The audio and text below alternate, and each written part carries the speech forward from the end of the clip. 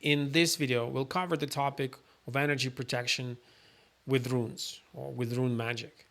So first, when it comes to energy protection, think of what is it that you are trying to protect yourself from. A lot of times people see, or they want to protect me from everything. Well, there's some good stuff and negative stuff. So when doing a protection or energy protection, make sure that you are protecting yourself actually from only from the negative things. Or for example, there are visualization techniques like that energy protection, like visualize yourself in a sphere of light. Great. But that means you're actually putting yourself inside that sphere of light. You can't really breathe. You can't really grow or evolve, and we need that. So protection is from the negative stuff that actually just gives you the time and the energy to build up your immune system. So next time you encounter that negative energy, you already have an immune system for it. It doesn't even bother you. So that's kind of how I see the energy protection.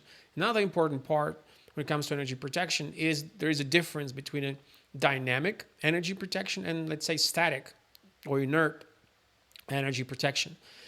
The inert or static is kind of building, putting yourself in a castle or putting yourself under walls of protecting it, like the kind of hiding yourself in a cave, which again, sometimes we need that to zone ourselves out from the hardships of this material world to get us the time to build up our energy capacity so that we can come back in a different level in a much more powerful way. I personally, in my practice, prefer dynamic energy protection. Just like in the current warfare, before tanks, people were building tanks and they were building them with more and more and more armor. So when the tank gets hit, it can kind of, hold the punch. Now they build the tanks with rockets that can see the attacking rocket before it hits the tank, and then it kind of dynamically removes it before it hits the tank. So that's why I see that more dynamic. And a dynamic energy protection allows you to kind of move freely, and also it gives you kind of the warning signs so that you can make a decision and, let's say, act accordingly. And that's the important part. So energy protection with runes, how is it different from the other things? Well, there's not that much different when you're talking about the magic rituals and things. One thing is, like with runes, it gives you more power. It definitely gives you more power when it's compared to just simple visualizations, which I know a lot of people love and do.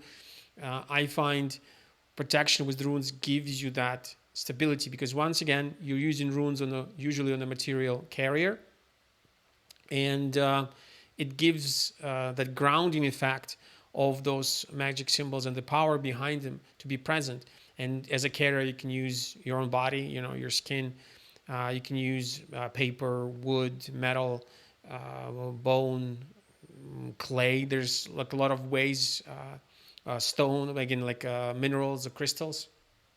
There's many ways, and you can create certain amulets that you can carry with you to protect yourself. And energy protection is also very important, especially for people who are very sensitive, for empath. And now in the world where everything is going kind of chaotic in a way. And a lot of times when people ask, how do I protect myself? And they say the stories of when they go through certain workshops, or they open up too much, or they do certain energy practices, they feel so sensitive and so vulnerable that they have to stay at home because they cannot go, to the store, or to a convenience store, or to public transportation.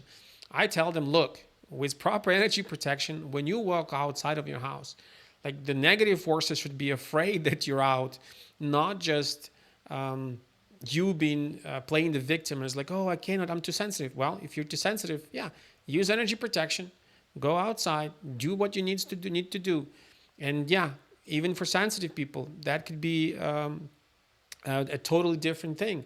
When you start using the runes, they become this tool, that powerful tool that allows you to do a lot more impact, to live your life fully, expressing your talents and being protected from negative vibes. The difference is, though, to see those negative vibes, because runes will protect you from them. But if your willpower still is like, oh, but I need this, well, then runes will give you a warning, but eventually they kind of give in to your own will, and then you kind of will still get harmed. So it is important to see that runes can protect you, but it also depends on you, on your choices to avoid the negative places, and not just kind of to test out how runes are strong or not, and I'm going to go to these heavily negative areas just to kind of to see how the runes work. They will, but guess what, they protect what's important. If you're kind of just doing it for no specific good reason, they're not going to be able to protect you in that way. So when it comes to the step by steps, what you need to do in order to activate energy protection, it's very similar to how you work with Rune Magick, and it was explained in the energy clearing with Rune Magick video as well. You just choose what is it that you're protecting yourself from.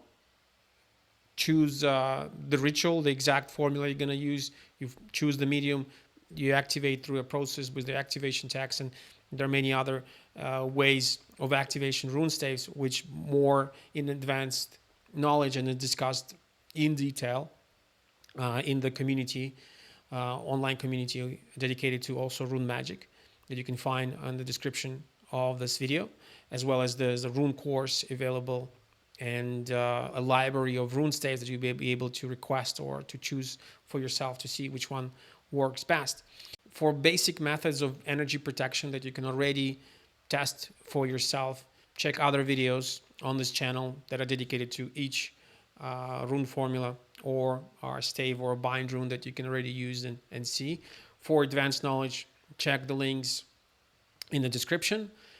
And remember that rune knowledge is the seed and practice is the true magic.